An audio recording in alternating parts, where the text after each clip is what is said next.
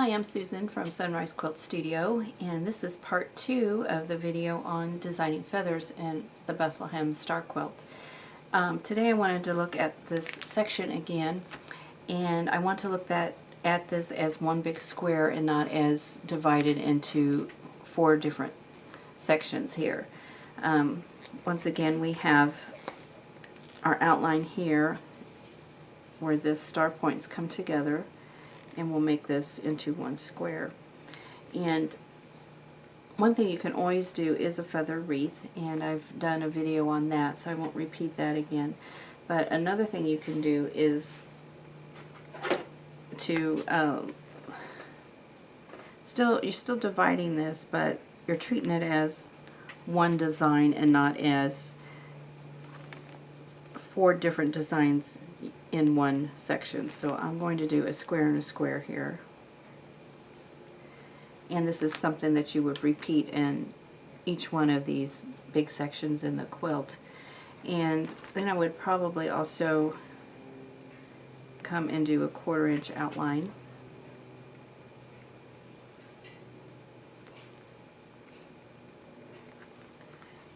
It just kind of gives a difference, a little bit of separation between what you're doing in the middle and what you're doing in the corners here. So here we have a square and a square. And another thing I wanted to mention before I get too far is this quilt is square. It is the same length as it is width, and there is no obvious top or bottom to this quilt.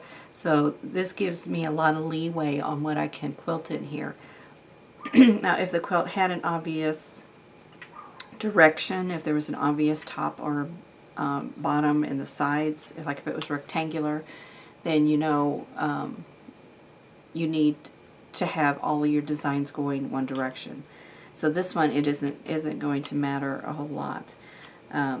But if I had divided it like this and then decide that I want to do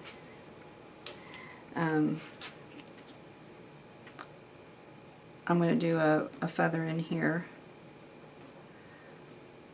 We could do a small feather, and I think I'm going to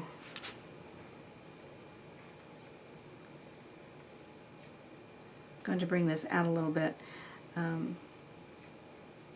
because I don't want the feathers to be really too long up in here, so I need to make the center bigger.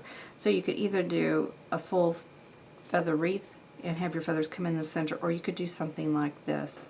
You could also do have the larger circle and then do something like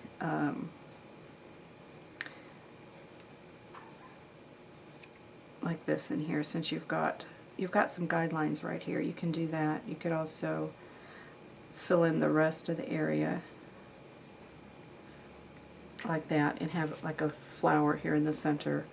And then again, I would probably go ahead and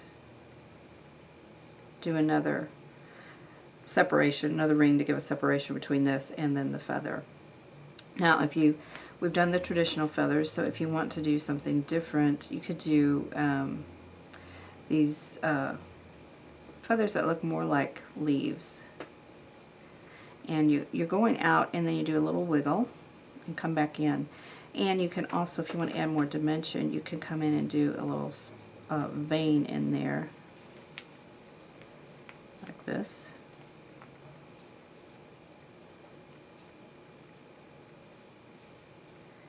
So if you don't like the traditional feathers, you can do this. You can also do other kinds of feathers. We've done one with the curl. And I usually do that every other feather. You can do one with a hook where you're not worrying about backtracking.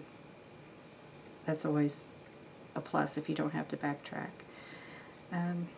You can do feathers like this where you're coming back, and you can make when you come back, you can make that real narrow, or you can make the feathers small and make your return larger, like that. So those are different types of feathers that you could use in there. And then for your outer section, if you want, you can cross hatch this. You could do the meander. You could do a curved cross hatch. Any kind of small background filler that you like. I'll just throw a couple in here. See if I can do this really quick. One of the reasons these videos are split is because I'm limited on time on YouTube, so I've split this up, and there's a lot to cover when you're doing feathers. So here's one. If you wanted to do crosshatch, you could just follow your guidelines here, and I'm just going to do this wide. This is about 3/4 of an inch, and you could crosshatch like this. Of course, you would not stop and start when you quilt. You could do another feather in here. This is the one where I said I do in the smaller triangles. This feather looks pretty good in these smaller triangles because those feathers don't get quite as large. And then you can also do the feather with a curve in it like we did previously.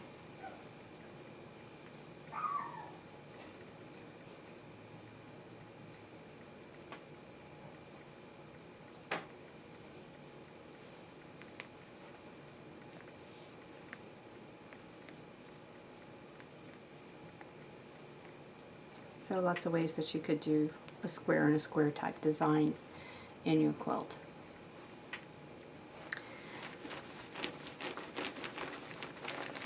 Now, what I think that I am going to do on this quilt, it's going to be a while before I get around to quilting this one because I do have another large project to do before I get to this one. But I think what I'm going to do is I want to do a feather wreath, but I am going to do, I'm not going to do the traditional feather wreath. I'm going to do a more whimsical feather. I have my borders here.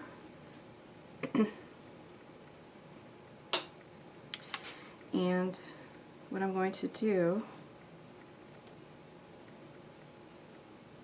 is I'm going to do the feather with the curl in it.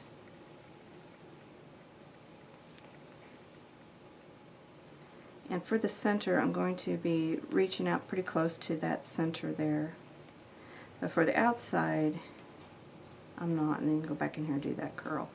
Okay, so when I come out here, I'm going to come out with my curl, do a feather, curl, and a feather, and I'm going to make them different lengths. And these are going to get a bit wonky here in just a second, and I'll show you what I mean. Okay, see how close this is getting? These feathers are starting to lay horizontal up to the circle here. So what I do when I get to that point is I'm going to change direction with the feather.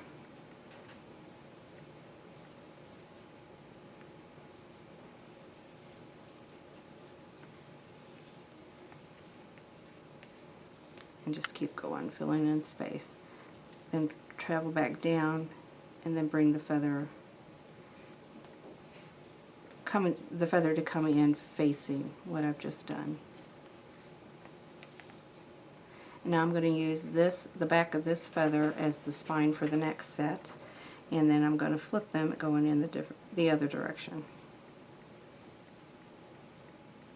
And you can make these as long or as short as you like. Come back down and reverse. Now, I have problems reversing things sometimes. My brain does not flip real easily. So this is a challenge for me, but this is one of them that I seem to not have too much trouble with. So, and practicing drawing it out also helps. I'll let this feather get a little bit bigger. And pop one into there and come down. And just fill in the space that's available to you. Okay, the next thing I wanted to show you was the small section of the quilt, so I am going to stop the camera and realign things, and then I'll be right back. Okay, now the other open space in this quilt is where the bottom and the tops of the stars come together. And what we have is an elongated hexagon here.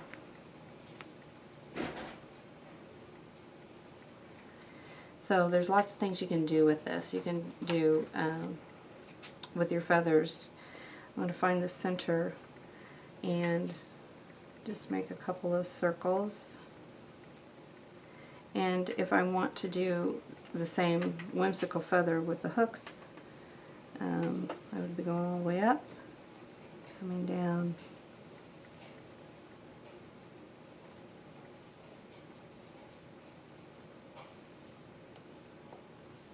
because these are feathers with curls, not hooks.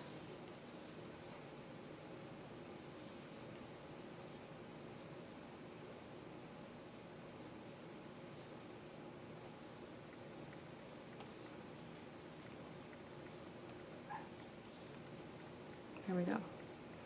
And then you'd have that feather. And if you wanted to separate the two, you could do the 1/4 inch in here if you haven't done it on the other side. That would kind of separate the two.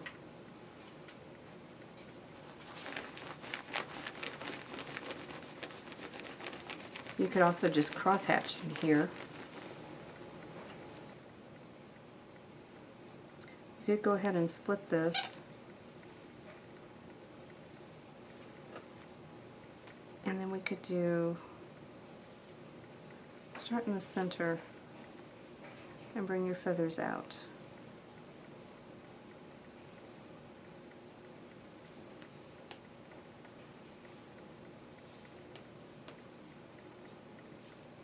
And then do the same here.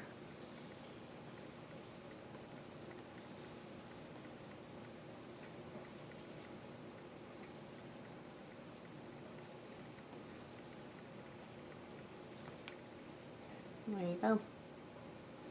And that's kind of pretty. And it went pretty fast. So the more I play around with this, the more ideas I come up with, and there isn't any way to cover them all in a video. But I hope this gave you some idea as to things that you can do. And on the next video, I will show you a different way to look at these blocks and other ways to quilt them. So I hope this was helpful to you, and I do hope you enjoyed it. And if so, please give it a thumbs up and subscribe. And thanks for watching.